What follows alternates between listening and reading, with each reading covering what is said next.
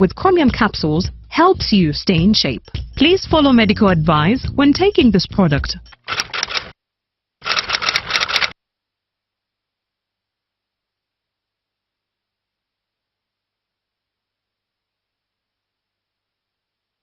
My question is, what is the difference between rental tax and income tax? How comes I'm paying both taxes on my own premises? If you want to have a tin, but you are not making any income from your business, you should take on the obligation to continue filing your nil return. Commissioner General to invest in taxation. When people understand taxes and they know the importance of taxes and they know the fair assessment of these taxes they're supposed to pay, I think everybody will embrace taxation. As banning groupage cargo clearance protects small traders who cannot afford to import full container loads individually and rely on consolidation to remain competitive. Cargo to come in groupage is consolidation, it's legitimate, and we can't ban it. What we have banned or what we have stopped is the use of container leaders. Now, Fiona, the good news I have for you is that among the new tax proposals, now you can get direct answers. Send your tax-related questions via WhatsApp or SMS to 0790-141-887 and the Commissioner General of URA, John Musinguzi, will personally address them.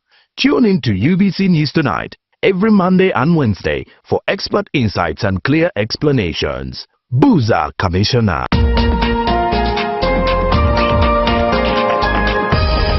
Coming soon on UBC.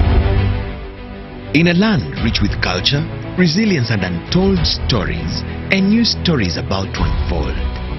Introducing Inside Karamoja, a fresh and inspiring look into the heart of Karamoja.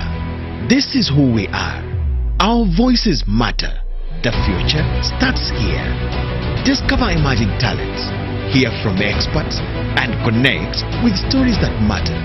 Get ready to see Karamoja like never before. Inside Karamoja, coming soon, only on UBC, inspiring Uganda. In a nation hungry for truth, a world where every story matters, there exists a beacon of trust and reliability. For decades, they've been our voice and our window to the world, holding the mirror of our history. With 4 TV stations and 11 radio channels spanning 27 languages, they stand as guardians of information, defenders of truth. With Mascari Heritage Advantage, they uphold every citizen's right to reliable and free information. Their archived stories shaped our past and illuminate our present. Yet now, as new challenges arise and the world evolves, their mission faces its greatest test yet. Be part of our journey and let's navigate the unknown, uncover the untold, and safeguard our future together. Tune into your public broadcaster, for it is the intersection of trust and truth. Because to UBC, your story, every story, and every voice matters. UBC, inspiring Uganda. Live from UBC Studios in Kampala, this is Good Morning Uganda.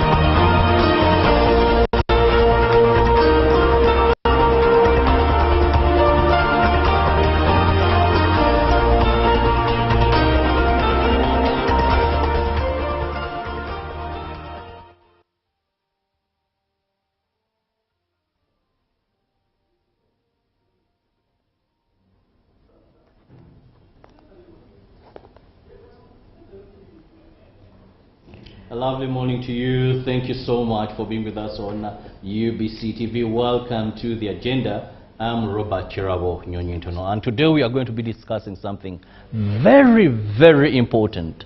That is water. You know, water is life. And when it comes to Kampala, we have increased water demand. And we want to know how Kampala Water is responding to ensuring water for all. If you've noticed of late that there is so much construction happening, people are building houses, and whoever builds a house definitely wants to have water. And which water? Water of National Water and Sewerage Corporation, because it is assured, it is safe, it is treated, it is readily available. And joining me on set, I have Engineer Mahmoud Lutaya, who is the General Manager, Kampala Water. Happy to have you. And thank UBC for the great job they're doing, but most importantly, inviting us to always engage our customers. Now, I want to begin with first things first. Of late, we've had some bit of water shortage, but we know that we are having unusual high temperatures and a heat wave. Europe, people are dying.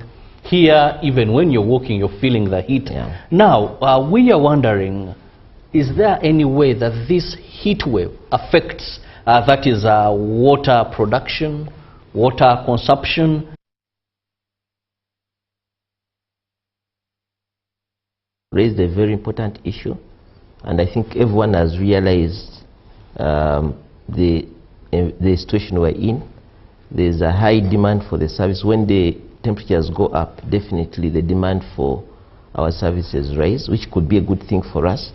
Also presents a number of challenges. We have a number of our customers that rely sometimes on other alternatives. Now, during this period, you find that all those alternatives are no longer available. And everyone is basically depending on our system. But on top of that, again, the usage also triples for some of the cases, be it at home, but also be it for other users. So we're experiencing a very high demand for our services, which is not a bad thing, which can be a very good thing. And I think the other thing that we should also be aware about, that we have the capacity as a corporation to make sure that we meet this demand. So the systems we have in place, both our big plants, one of the biggest one is in Katosi, another one is in Gaba. We have the ability to produce right now close to 400 cubic meters per day. Those are 400 million liters. 400 million liters of water per day. And even with this high demand, you realize that we're able to meet that demand.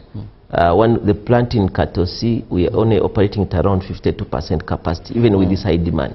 So in terms of capacity to produce, we have the capacity. Now the challenge we're facing right now, especially during this high demand, is that our network is has a number of limitations, that we're not able to carry all this water we have, especially the one in Katosi, to be able to supply those areas that are challenged right now. And I think I've been here on this station a number of times explaining what we've been doing, or what we're doing, what government is trying to do.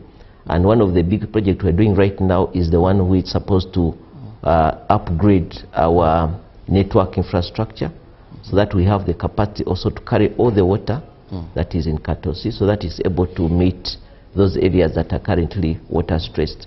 So what we're experiencing right now has two dimensions.